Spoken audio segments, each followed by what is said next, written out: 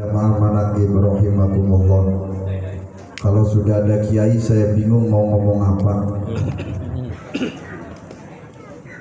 Ada salah satu makalah yang mana makalah ini sering kita dengar dan juga cuplikan dari Abah Kiai Tubagus Al-Mubarak sering kita dengar.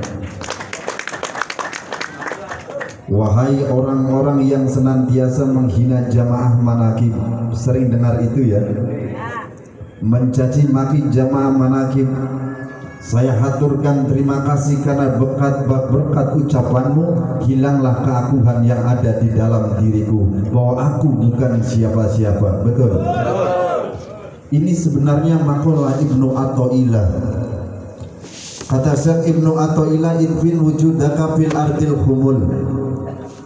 Kata Ibnu Athaillah, idfin, kuburlah olehmu wujudaka, wujud atau keakuhan yang ada di dalam dirimu. Fil ardil kumuli, selama kita berada di bumi yang samar ini. Kalau manusia sudah tidak ada keakuhan yang ada di dalam dirinya, maka yang ada hanyalah Allah. Kalau sudah yang ada dalam dirinya, dalam kalbunya yang ada hanyalah Allah, maka niscaya yang keluar dari jiwa kita adalah kebaikan-kebaikan. Prasangka kita selalu baik, penglihatan kita selalu baik, apa yang kita ucapkan senantiasa membawakan manfaat dan juga kebaikan-kebaikan. Betul apa betul? Betul apa betul? Dan kita hidupnya akan semakin tenang. Ketika kita hidup punya keinginan, rencana-rencana dan keinginan kita tidak sesuai dengan ketentuan Allah, kita akan senang dengan ketentuan Allah atau takdir yang Allah datangkan dalam hidup kita. Betul? Betul. Betul? Salah satu contoh. Ketika baginda Rasulullah SAW ditinggal istrinya Siti Khadijah, ditinggal pamannya Abu Thalib, beliau kemudian berencana punya keinginan ingin hijrah ke Taif.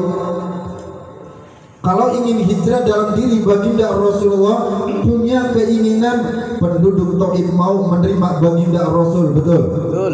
Dakwanya ingin diterima oleh mereka.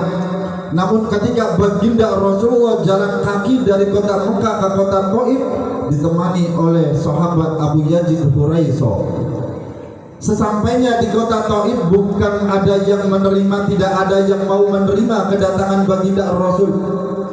Dakwanya tidak ada yang menerima, justru baginda Rasul dicaci, justru baginda Rasul dimaki, justru baginda Rasul dihina, justru baginda Rasul dilempari batu, sehingga baginda Rasulullah kemudian menghindari mereka orang-orang Taif. Ketika baginda Rasul terkena lemparan batu, alam yang tidak menerima dengan mereka yang menyakiti baginda Rasul. Malaikat Jibril menawarkan diri, gunung menawarkan diri.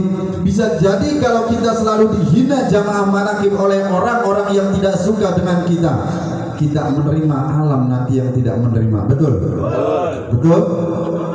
Tapi baginda Rasul tidak ada rasa dendam dengan orang-orang Taif. Justru mengadu kemudian munajat kepada Allah, ya Rabb, kami sadar diri bahwa kami adalah makhluk yang tidak punya daya, kami makhluk yang tidak punya upaya, kami makhluk yang tidak punya kekuatan, kecuali Engkau terus memberikan pertolongan dan kekuatan kepada kami. Allahumma hdi qaumi fa innahum la ya'lamun. Ya Allah, berikan hidayah kepada mereka dan berikan karena sesungguhnya mereka belum mengerti. Artinya apa? Hilang keakuhan yang ada di dalam diri baginda Rasulullah. Diserahkan semua kepada Allah. Begitupun hakikatan dengan kita umat Rasulullah. Kalau kita punya keinginan tidak sesuai dengan ketentuan Allah, kalau kita punya harapan tidak sesuai dengan takdir Allah, pasrahkan semua kepada Allah, karena hakikatnya harapan kita yang mengabulkan adalah Allah. Ini pernah dialami baginda Rasul. Lanjut sedikit lagi. Bahkan pada suatu hari baginda Rasul pun hijrah ke kota Madinah. Dulu namanya kota Yasrib. Namanya hijrah, pindah tempat, inginnya disambut, inginnya dakwanya diterima. Ketika ditemani oleh sahabat Abu Bakar, ternyata keinginan Rasulullah sesuai dengan ketentuan Allah. Sampai di kota Yasrib, kota Madinah, baginda Rasul disambut oleh sahabat Ansor. Setelah disambut sahabat Ansor, dipersatukan oleh baginda Rasulullah. Setelah semua suku bersatu, kota Madinah menjadi bersatu dan menjadi kuat perekonomiannya.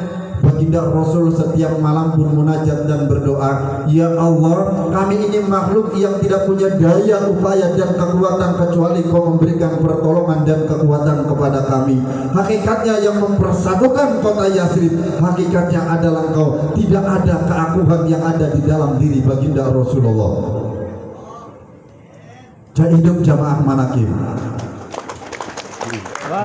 Kayaknya kurang kompak. Hidup jamaah manakim. Luar biasa. Udah cukup lah. Kayaknya udah di sini bingung saya mau nerangin apa.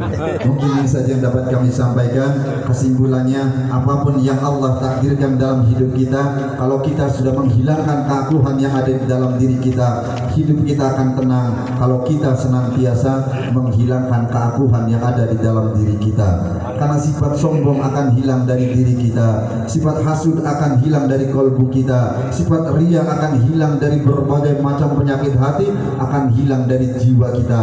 Kalau kita sudah mampu infin wujudaka fil ardil humul, hilangkan keakuhan yang ada di dalam diri kita selama kita berada di bumi yang samar, bumi yang mana diri kita tidak tahu akan takdir kita. Takdir kita goib, sering disampaikan oleh Abah. Mudah-mudahan kita senantiasa bersandar kepada Allah dan yang maha goib.